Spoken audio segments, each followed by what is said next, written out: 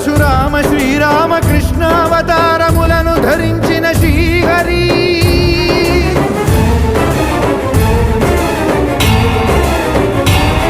అవతారకుడం అవతారమూర్తిగా సాక్షాత్కరించి ధరింపజేయవయా